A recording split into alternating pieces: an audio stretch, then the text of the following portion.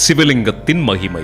பிரம்மதேவர் சொல்லுகிறார், இப்படி ஒரு தோத்திர ஜபம் செய்து கொண்டிருக்கும் ஸ்ரீமன் நாராயணன் முன்னால் சிவபெருமான் காட்சியளித்து அவருக்கு சுவாச மார்க்கமாக அமையும்படி அநேக மந்திரங்களும் அனுஷ்டானங்களும் அடங்கிய வேதத்தை கொடுத்தார். சகல வித்தியைகளுக்கும் நிலகலமாகவும் தலைமையாகவும் உள்ள சிவபெருமான் சொன்ன அந்த வேதத்தை மகாவிஷ்ணு பெற்றுக்கொண்டு அந்த வேதத்தையே எனக்கும் சுவாசமார்க்கமாக கொடுத்தார். உன்னதரான சிவபெருமானிடமிருந்து சிவதத்துவ ஞானத்தையும் பெற்றுக்கொண்டு ஸ்ரீமன் நாராயணன் அந்த சிவதத்துவ ஞானத்தை எனக்கும் கொடுத்தார். இப்படி சிவபெருமான் அருளிய வேதத்தை சாங்கோபாங்கமான அறிந்து கொண்டு சிவபெருமானை நோக்கி, சமஸ்த வித்தைகளுக்கும் ஆதிமூலரானவரே, ஜோதிமயமான சுடரொளியே, தேவரீர் எப்படி சந்தோஷம் அடைபவர்? எப்படி உம்மை நான் தியானிக்க வேண்டும்? அடியேன் செய்ய வேண்டிய தியானம் எது? சங்கரராகிய தங்களை மனிதன் எப்படி அடைவான்?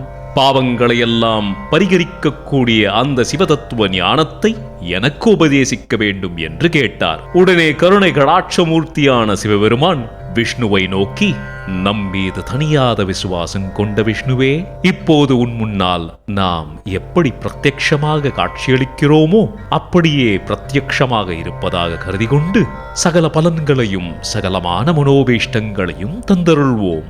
எவர் மனதில் எப்பொழுது துக்கம் உண்டாகிறதோ அப்போது அவர் இந்த லிங்கமூர்த்தியை பூஜித்தால் அந்த துக்கம் ஒழிந்து போகும்.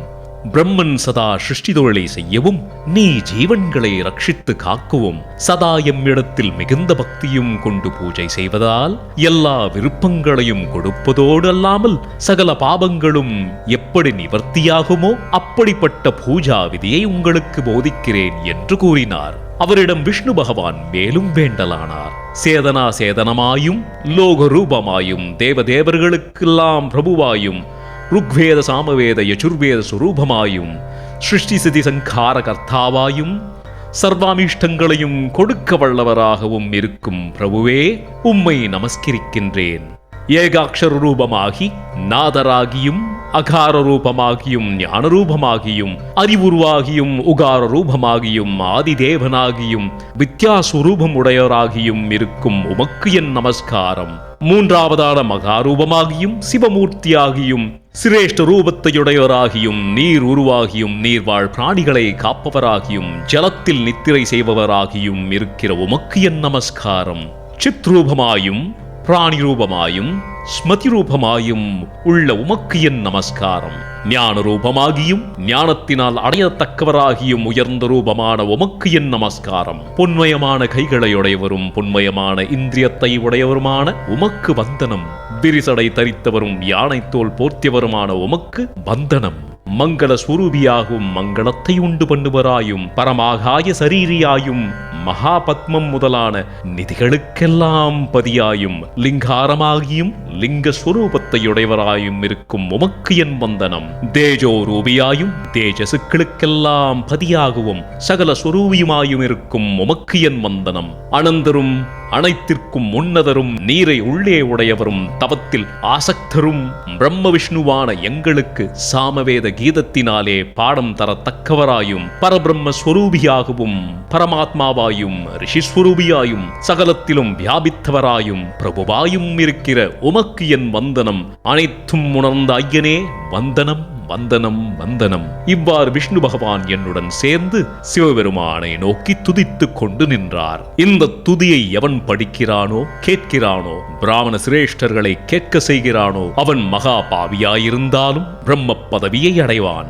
நாராயணனாகிய விஷ்ணு பகவானால் செய்யப்பட்ட சிவசோத்திரத்தை சொல்லி துதிப்பவனுக்கு வளவிரை சந்திரன் போல மங்களம் வரும். திருமால் இந்த சிவஸ்தோத்திரத்தை செய்த பிறகு சிவபெருமான் எங்களை பார்த்து சொன்னார், உன்னத தேவர்களே, நீங்கள் எமக்கு செய்த இந்த தோத்திரத்தால் யாம் மனம் மகிழ்ந்தோம். பயத்தை விட்டு சிவமூர்த்தியாகிய என்னை பிரார்த்தியுங்கள். உங்களை நான் விரும்பியபடியே மாபெரும் ஆற்றல் வாய்ந்தவர்களாக உண்டாகியிருக்கின்றோம். அதாவது நாமே உங்கள் மூலவராக மாறியுள்ளோம். எமது விருப்பத்தை போலவே எமது உருவம் மூன்றாக பிரிக்கப்பட்டுள்ளது. உலகங்களுக்கு பதிலாக ஸ்வரூபியான பிரம்மன் எமது வலது பக்கத்திலும், விஷ்ணு எமது இடது பக்கத்திலும், விஸ்வாத்மனான ருத்ரன் என் இதயத்திலும் இப்படி 3 அவதாரமாக இருக்கிறீர்கள். உங்கள் மீது எமக்கு அன்பு அதிகம் இருப்பதால் நீங்கள் எதை சிந்தித்தாலும் அதை கொடுப்போம் என்று கூறி கருணை நிறைந்த கடாட்சகரான சிவபெருமான் எங்கள் இருவரையும் அவருடைய திருக்கரத்தில் தொட்டு ஸ்பரிசித்தார். இதனால் எங்கள் உள்ளங்களில் பொங்கிய ஆனந்தத்தை எவ்வாறு விவரிப்பதென்றே இப்பொழுதும் கூட தெரியவில்லை. மகாவிஷ்ணுவோ சிவபெருமானுடன் ஐக்கியமாகும் ஆசையால் உந்தப்பட்டு, ஆண்டவரே, எங்களுடைய பக்தி உம்மிடம் நிலைத்திருக்க அருள் புரிவதோடு எங்களுக்குள் எழுந்த வாதத்தை அறிவீரானபடியால் அதையும் நிறைவுபடுத்த வேண்டும் என்று கைகுவித்து நின்றார். சிவபெருமான் அவருடைய வேண்டுதலுக்கிறங்கி, நெடுமாலே, நீரும் பிரம்மனும் எம்மிடம் எப்பொழுதும் நீங்காத பக்தி தியானத்தில் மூழ்கியிருப்பீர்களாக. நீங்கள் பார்த்த சிவலிங்க மூர்த்தியை பூஜை செய்ய வேண்டும்.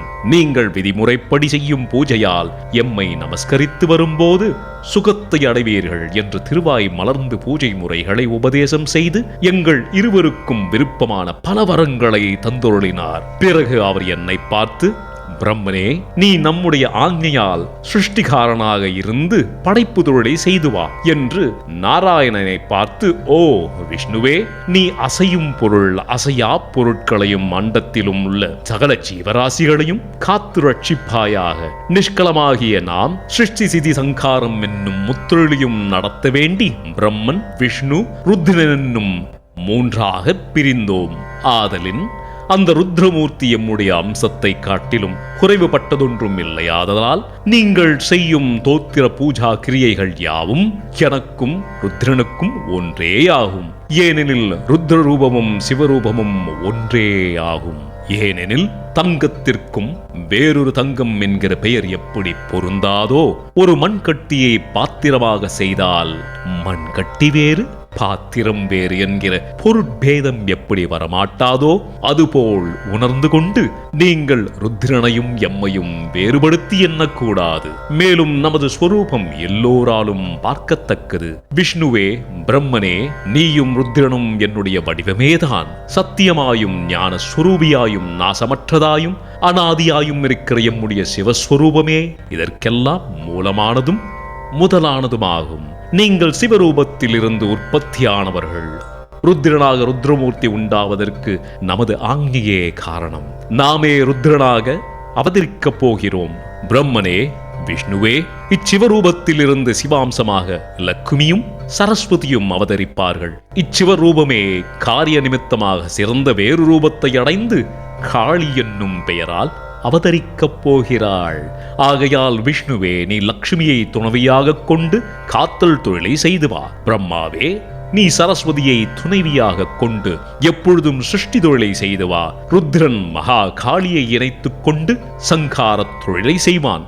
மிகுந்த அறிவுடன் கூடியிருக்கிற நீங்கள் உலகங்களுக்கு இஷ்டங்களை உண்டு பண்ணுகிறவர்களாய் பிராமணன், சத்திரியர், வைசியர், சூத்திரர் என்னும் 4 வருடங்களாகவும், பிரம்மச்சரியம், கிரகஸ்தம், வானப்பிரஸ்தம், சந்நியாசம் என்னும் 4 ஆசிரமங்களாகவும் கூடியிருக்கவும், இன்னும் பல காரியங்களுடன் கூடியிருக்கவும் செய்து சுகத்தை அடையுங்கள்.